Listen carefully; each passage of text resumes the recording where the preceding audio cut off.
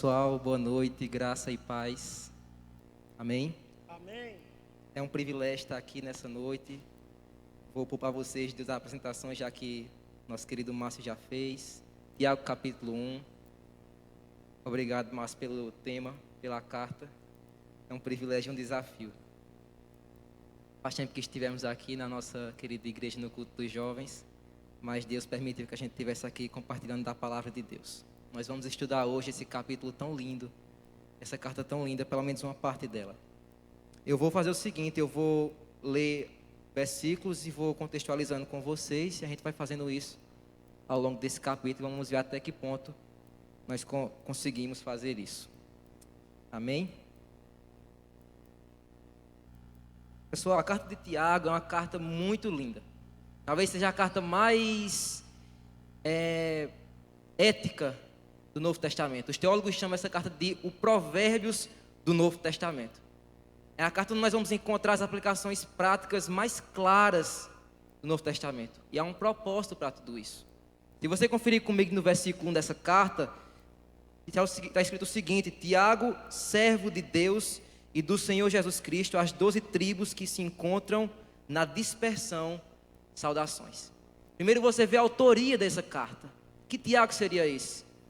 No Novo Testamento nós encontramos vários Tiagos. Você lembra de Tiago, o irmão de João, filho de Zebedeu? Tiago, filho de Alfeu, outro apóstolo. Tiago, irmão do Senhor Jesus. E nessa carta é importante a gente saber qual foi o Tiago que escreveu essa carta. Vai mudar todo o nosso entendimento sobre ela. Bom, primeiro Tiago, o irmão de João, não pode ter escrito essa carta porque ele foi martirizado em Atos capítulo 12 por Herodes. Foi o primeiro apóstolo do Senhor Jesus a ser martirizado. Não pode ser também Tiago, filho de Alfeu, porque não há informações que ele tenha escrito essa carta. Ele não se tornou tão relevante na igreja como um baluarte que escrevesse uma carta. Essa carta foi escrita por Tiago, irmão do Senhor Jesus, chamado de Tiago Justo. Você deve ter ouvido falar sobre ele. Ele é o Tiago que em João capítulo 7 vai dizer que ele não cria no Senhor Jesus Cristo. E é o Tiago que quando o Senhor Jesus ressuscitou, o meio-irmão dele, o filho de Maria com José, foi convertido, lá em Atos capítulo 15. Esse é o Tiago que orava tanto, mas tanto, que tem uma vida tão piedosa, que diziam a história da igreja que seus pés, seus joelhos eram como de camelo. Tão piedoso, foi martirizado pelos seus compatriotas judeus. Foi jogado do alto do parapeito do templo e foi esbofeteado até a morte. Agora, o que mais nos impressiona nessa carta é que esse Tiago, sendo um grande baluarte da igreja, nada mais era do que um servo. Sendo meio-irmão do Senhor Jesus Cristo, não julgava nada além de ser um escravo. E é isso que nós somos de Deus. Talvez nós gostamos de ser chamados de filhos de Deus, amigos de Deus. É verdade, nós somos. Mas nós somos servos, presos a Deus. O autor que vai falar com a gente hoje, ele não é alguém que se acha importante, mas ele é um servo humilde, um servo de Deus e do Senhor Jesus Cristo. Agora, para quem essa carta foi escrita? Escrita às 12 tribos que se encontram na dispersão. Essas tribos aqui estão uma referência clara aos judeus convertidos ao cristianismo. Aquele povo de onde veio o Messias, aquele povo de onde vieram os apóstolos e que foram convertidos ao Evangelho. Aquele povo que foi disperso em Atos capítulo 8 por crer no Senhor Jesus Cristo. Essa carta endereçada a eles. A um povo que estava passando por uma crise tão ferrenha, tão medonha, onde presenciaram o primeiro mártir, Estevão, sendo apresado de suas frentes e foram expulsos de suas regiões. Estavam dispersos, estavam na diáspora. E aqui entra a nossa aplicação, o nosso ensino de hoje. Quais lições extrair em um momento como crise? Talvez se nós montássemos aqui uma aula, nós perceberíamos que todos nós fomos matriculados em uma escola da crise. Talvez essa pandemia e você está de máscara e você está separado do seu irmão porque você foi matriculado nessa escola. E Tiago tem muitas lições para ensinar para a gente sobre a crise. O que aprender na crise? Em primeiro lugar, confira comigo dos versos 2 a 4, que Tiago vai dizer qual deve ser nossa reação diante da crise. A gente não sentiu o quê? Tristeza, medo, dor, alegria? Qual a nossa reação? Confira comigo o verso 2 a 4. Ele começa dizendo: meus irmãos, tende por motivo de toda alegria o passardes por várias provações, sabendo que a provação da vossa fé, uma vez confirmada, produz perseverança. Ora, a perseverança deve ter ação completa, para que sejais perfeitos, íntegros e nada deficientes. Tiago começa a sua carta dizendo o seguinte: vocês vão passar por provações. Vocês estão passando por provações. A vida de vocês é uma vida marcada por crises. Perceba que ele não fala se passardes, mas é o passardes. Quando passardes, você vai passar por uma provação. Seja ela pessoal, seja ela pandêmica, como a gente está vivendo. Um dia a gente acorda, de repente nossa família desestruturada, de repente um familiar da gente morre, de repente você tem que andar por todo canto com máscaras. Ninguém está isento das crises e das provas. Agora, qual a reação do crente diante das crises? Tiago vai dizer o seguinte: tende por motivo de toda a alegria. A nossa reação diante da crise não deve ser a reação de medo, de temor, de pavor, de murmuração, mas ele vai dizer para você: se alegre na crise. Ele não fala lute contra a crise, não. Se alegre na crise. Não é uma alegria duvidosa, toda a alegria. O apóstolo já dizia para a gente: alegrai-vos sempre no Senhor. Outra vez digo, alegrai-vos. Agora, a pergunta que você poderia fazer a Tiago: Tiago, por que eu devo me alegrar nessa crise? Ele responde no versículo 3: sabendo que a aprovação da vossa fé, uma vez confirmada, produz perseverança. Alguém pode dizer: vocês cristãos, crentes, são masoquistas? Vocês gostam de provações? Vocês se alegram nas provações? Nos alegramos sim, mas não somos masoquistas, porque nós entendemos o propósito por trás de toda e qualquer crise. Esse propósito é amadurecer a nossa vida. Como diria Hernandes Dias Lopes, pastor, é tonificar as musculaturas da nossa alma. É nos levar da imaturidade, da meninice, da pequenez espiritual para uma robusta vida com Deus.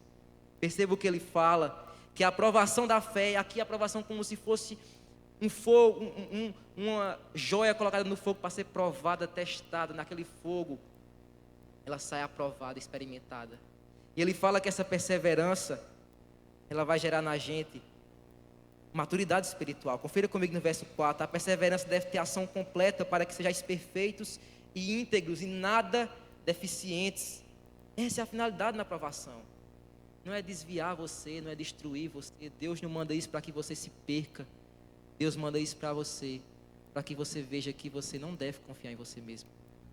Para você saber que você tem os pés de barro, para que você seja perfeito, íntegro nele e confie somente nele. Mas em segundo lugar, meus amados irmãos, na crise nós aprendemos a lidar de forma sábia com esta crise. Nós aprendemos a lidar de forma não medrosa, mas confiante e humilde. Confere comigo no verso 5 ao verso 8. Se porém algum de vós necessita de sabedoria, peça a Deus que a todos dá liberalmente, e nada lhes impropera, ser-lhe-á concedida. Peça-a, porém, com fé e em nada duvidando, pois o que duvida é semelhante à onda do mar, impelida e agita pelo vento. Não suponha esse homem que alcançará do Senhor alguma coisa. Homem de ânimo dobre e inconstante em todos os seus caminhos.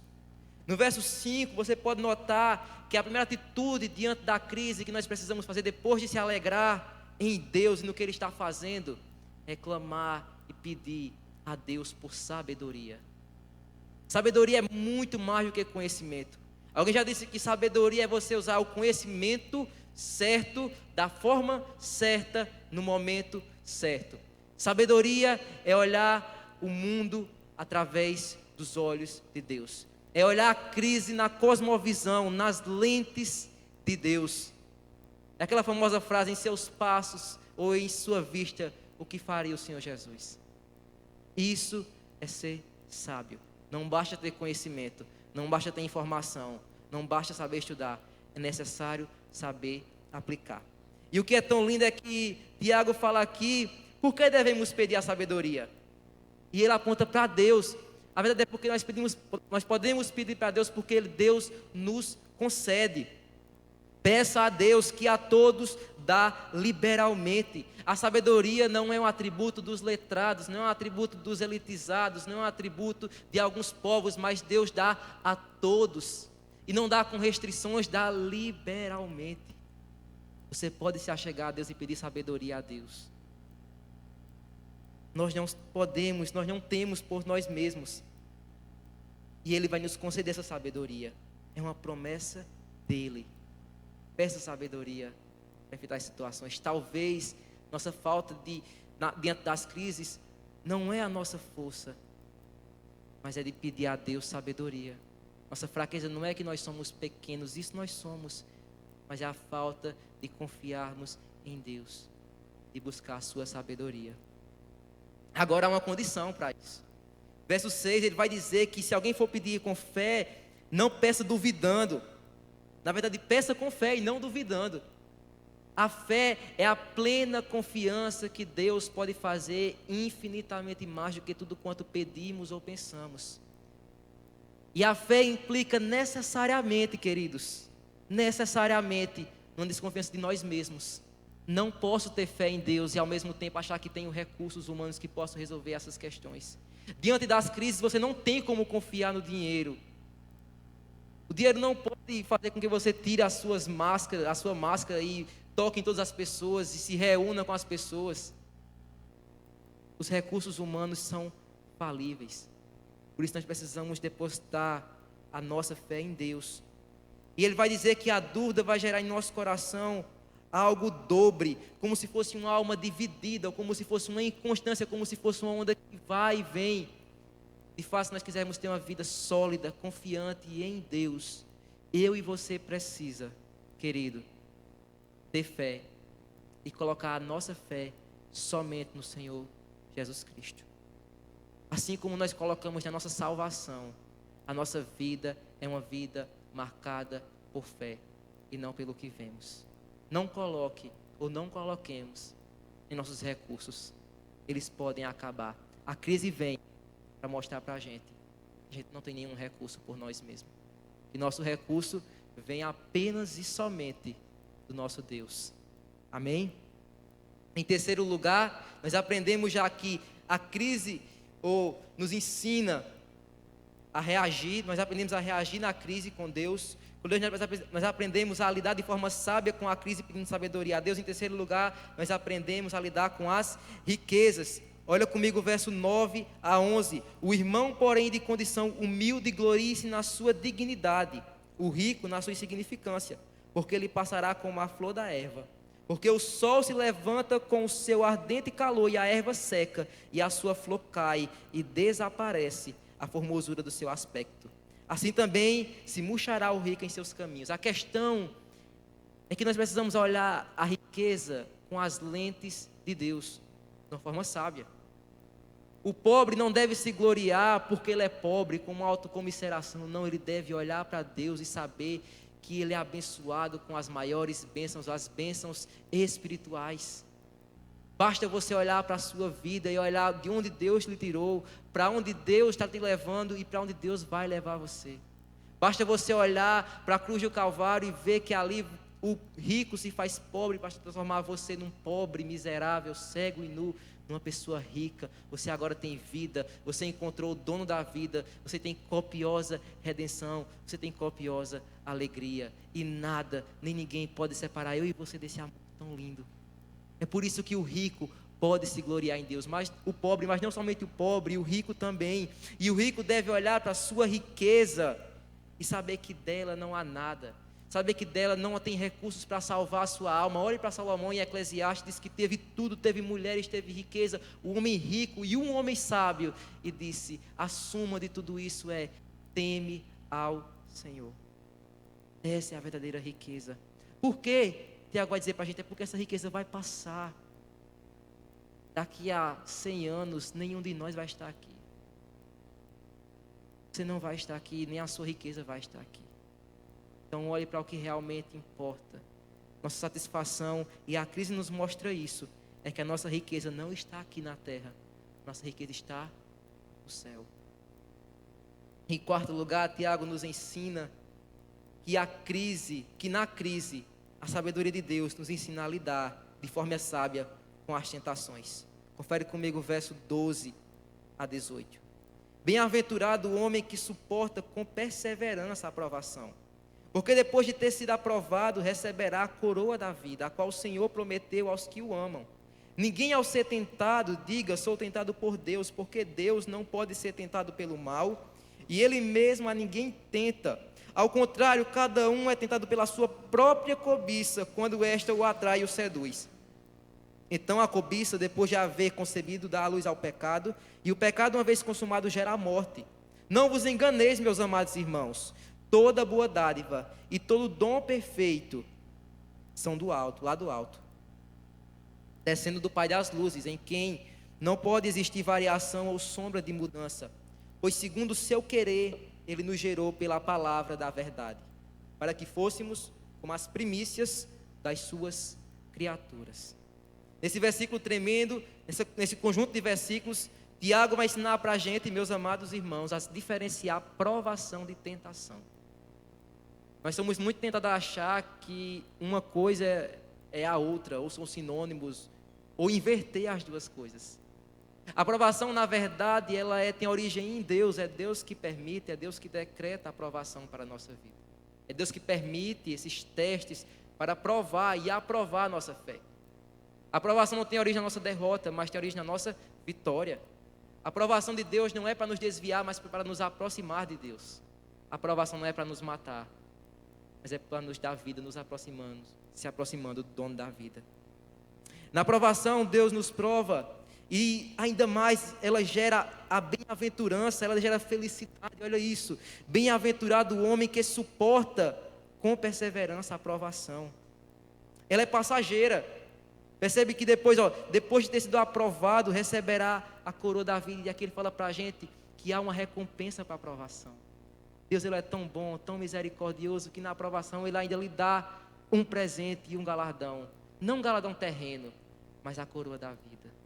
A certeza de quando você é aprovado na aprovação, é a certeza de que você está com Ele. Ou melhor, de que Ele está com você e que você não está perdido porque Ele tem segurado a sua mão. É na provação, é na crise que aprendemos que Deus está conosco. Porque somos tão tentados a achar que nós que precisamos, que Deus precisa de nós, mas é nós que precisamos de Deus. Nós carecemos de Deus, e a crise vem para mostrar para isso para a gente. Você precisa de Deus.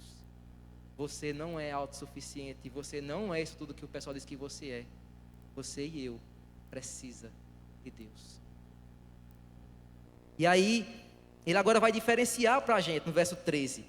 Ele vai dizer, ninguém ao ser tentado diga, sou tentado por Deus. Agora, por que essa advertência? É porque muitas vezes nós somos tentados a achar que Deus, Ele origina nossa tentação. Deus é soberano, e Ele é soberano. Nós achamos, então Deus que enviou essa tentação para mim, esse prazer sexual fora do casamento. Foi Deus que permitiu isso aí, foi Deus que me tentou. Não, a grande verdade é que a tentação é culpa minha e sua. Mesmo Deus sendo soberano, e Ele é soberano, mesmo Ele decretando todas as coisas, Ele decretou todas as coisas, segundo o conselho de sua vontade. A tentação, e ainda mais o pecado, é culpa minha e sua. Você é responsável pelos seus pecados. Olha o que ele fala, porque Deus não pode ser tentado pelo mal, e Ele mesmo a ninguém tenta. A grande questão é que Tiago argumenta aqui em cima do atributo de Deus. Deus, Ele não pode ser tentado pelo mal. Abacuque diz que Deus é tão puro de olhos que nem o mal pode contemplar. Deus é bom, Deus é justo, Deus é gracioso, Deus é poderoso, Deus é santo, 3 vezes santos, e não tolera o mal. A culpa do mal é nossa. Agora, ele não argumenta segundo a graça de Deus, o atributo de Deus, mas segundo o amor de Deus. Porque Ele não é tentado pelo mal, e Ele mesmo a ninguém tenta.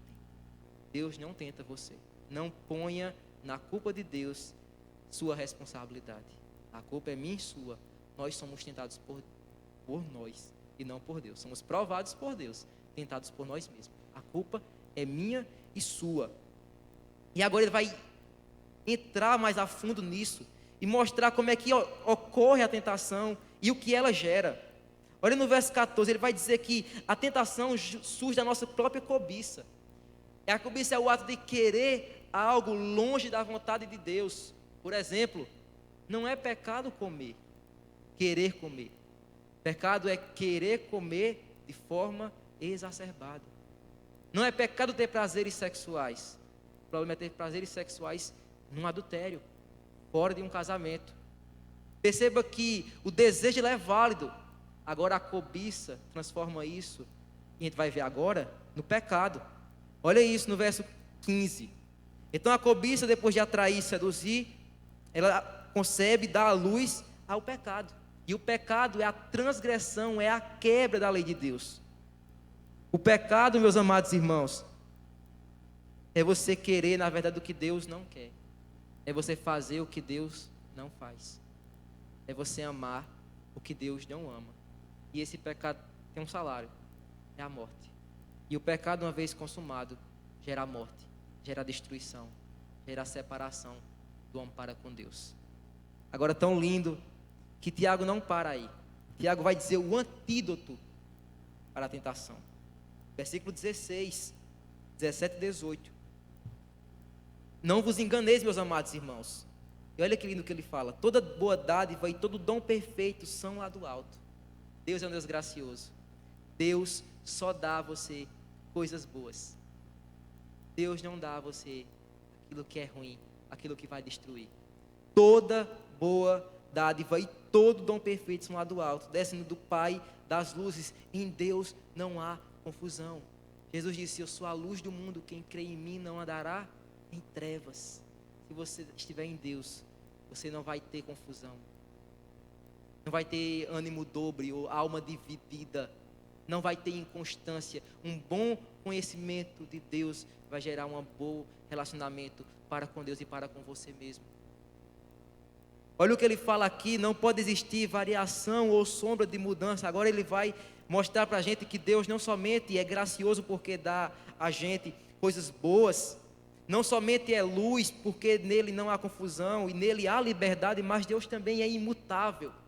E é por isso que você pode confiar que Deus está conosco na prova, que Deus não nos tenta.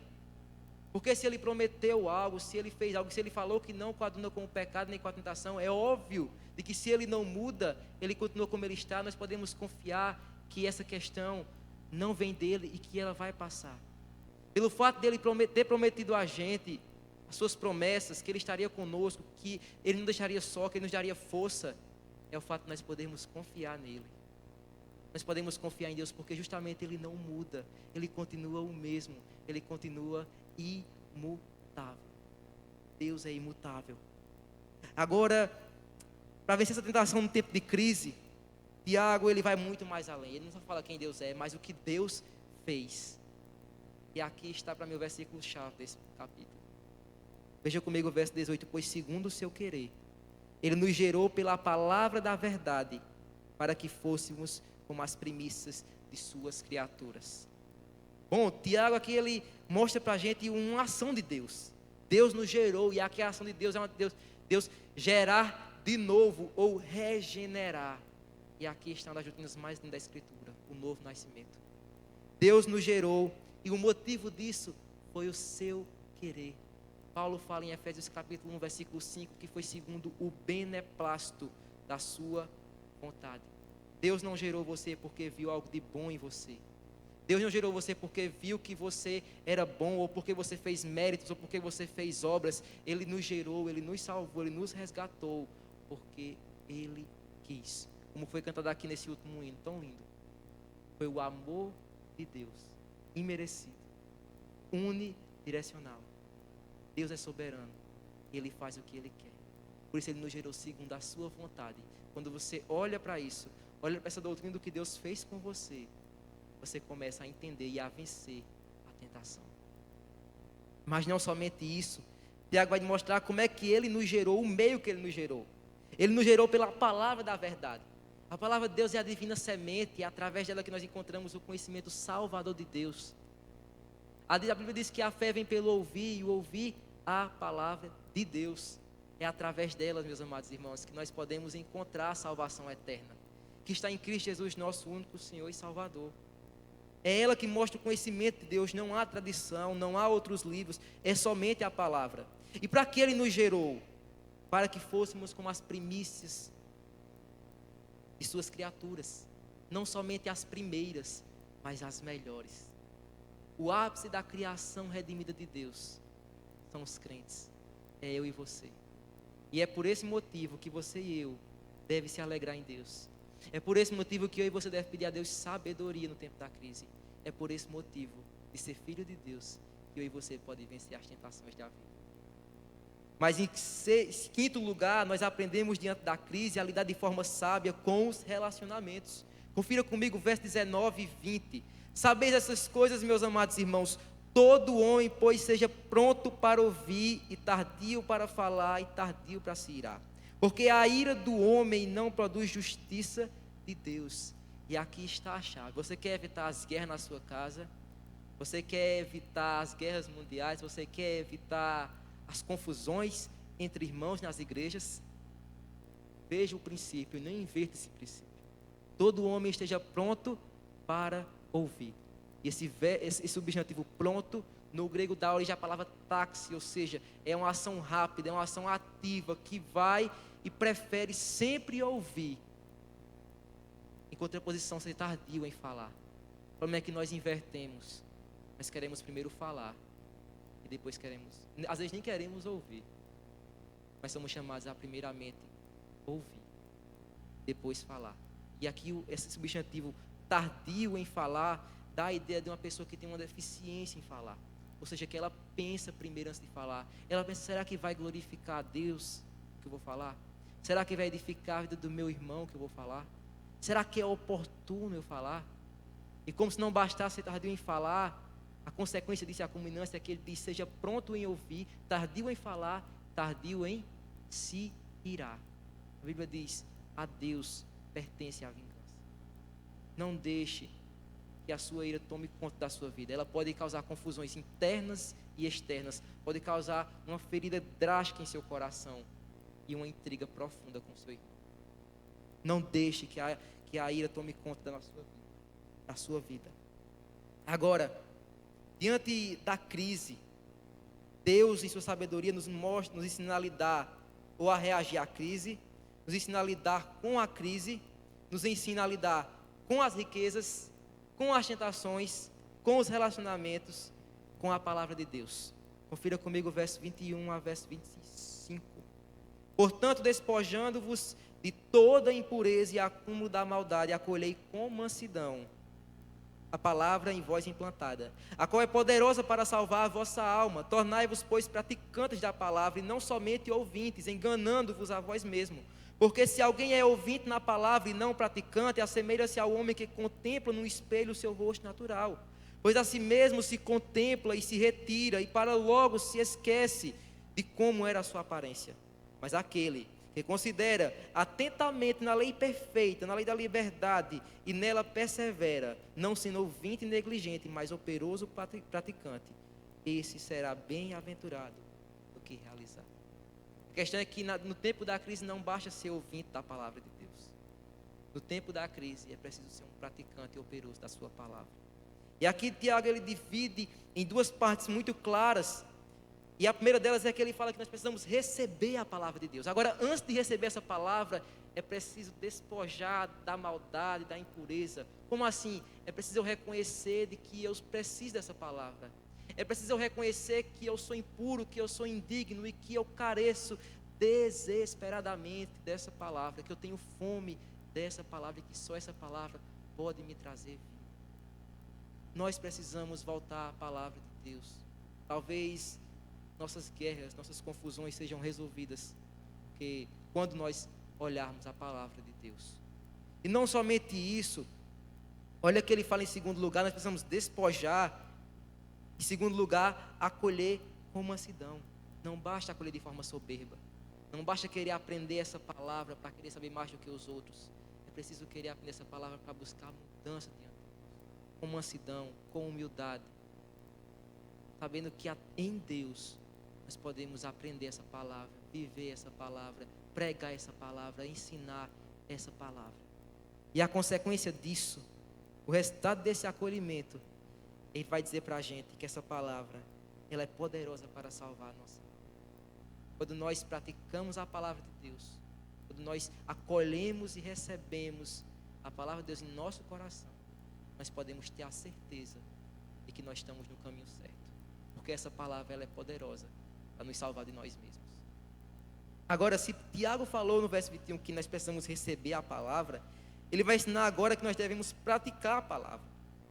E ele agora divide em quem não pratica a palavra e quem pratica a palavra. Ele vai dizer que quem não pratica a palavra se engana-se a si mesmo. E ele fala que assemelha-se a um homem que se contempla no espelho seu rosto natural.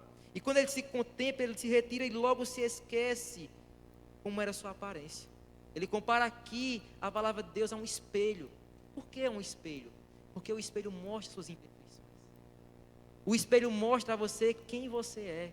Nós temos a mania e a audácia de sempre olhar para o outro, os defeitos, as imperfeições, o rosto, a fisionomia do outro. Mas quando nos colocamos diante de um espelho, nós vemos nossas imperfeições. Vemos que não somos isso tudo. Vemos que temos rugas, temos espinhas. Não somos assim tão bonitos como pensamos. E aqui ele vai mostrar que esse homem é como se ele olhasse no espelho e logo saísse e se esquecesse. Aquele que ouve a palavra, que é negligente, que só olha para ela e não quer aprender dela humildemente, esse homem não é um operoso praticante, não é bem-aventurado. E Tiago diz, não sejam assim. Não sejam assim. Porque ele fala quem pratica, e olha só, ele fala comigo no verso 25, mas aquele que considera atentamente na lei perfeita, a lei da liberdade, nela persevera, não sendo ouvinte negligente, mas operoso praticante, esse será bem-aventurado. A questão é que não basta considerar a palavra de Deus, não basta ler a palavra de Deus, nela tem que perseverar. A leitura de ontem não serve para a leitura de hoje. O que eu li ontem, o que Deus tratou comigo ontem, não serve para hoje. É uma vida devocional. Tem que perseverar, nós temos que perseverar. Se nós queremos passar na crise, maduros, aprendendo em Deus, nós precisamos perseverar. De forma operosa, não de forma desleixada, mas com vigor e com fervor. E a consequência disso é que nós seremos íntegros, irrepreensíveis. Não repousará acusação sobre nós, porque estamos de acordo, ouvindo e praticando a palavra de Deus. Deus é nossa testemunha. Mas não somente isso, nós seremos livres. Ninguém poderá prender a gente. Não estou falando de uma prisão física, nem uma perseguição por causa da nossa fé, não. Estou falando, ninguém tem acusação para com a nossa vida. E por fim, nós seremos mais do que felizes. Não encontrarão no nosso coração tristeza, porque o caminho que nós devemos trilhar, que é essa palavra, que é lâmpada para nossos pés e luz para o nosso caminho, estaremos perseverando na prática dela. Em último lugar, Tiago nos ensina sobre, no tempo da crise, como lidar com a religião. O mundo se considera religioso. Todas as pessoas são religiosas. O homem é um homem religioso. Ele nasceu para adorar, para servir alguém. Ele vai se dobrar ou diante do Deus verdadeiro, do Deus que é Espírito, ou diante de uma imagem de escultura, ou diante de uma religião, ou diante de uma seita, ou diante de uma filosofia, ou diante de uma ciência, ou até diante de um ídolo que eles falam que não é Deus, mas eles vão se dobrar. Agora, qual a religião verdadeira? Confere comigo as marcas no versículo 26 e 27. Se alguém supõe ser religioso, deixando de refrear a língua, antes enganando o vosso próprio coração, a sua religião é vã. A religião pura e sem mácula para com o nosso Deus e Pai é esta: visitar os órfãos, as viúvas nas suas tribulações e a si mesmo guardar-se incontaminado desse mundo. Por fim, Tiago encerra e ensina para a gente. E 3 marcas de uma religião verdadeira. E nós levar isso como um prumo, como uma régua para a nossa vida. E saber se nós estamos de fato nessa religião, se nós fazemos parte desse povo. A primeira coisa é que esse religioso, ele refreia a sua língua. A Bíblia fala que do coração do homem é que procede as imundícias, e a língua fala daquilo que está cheio o coração. Uma língua podre revela um coração podre. Não tem como você falar de coisas bonitas e ter um coração cheio de amargura. Você pode até por um momento, mas certamente se deixará transparecer na sua fala que o seu coração está podre. Como aqueles fariseus faziam, deturpava a lei de Deus, esmagava ela e dizia, façam isso, que isso é a lei de Deus, quando na verdade as ações deles, o que eles falavam, o que eles faziam, mostrava que eles não tinham nada de religiosos, mas que eram céticos, eram ateus, que confiavam mais numa lei que eles tinham criado, no Deus que deu a lei para mostrar que eles eram pecadores.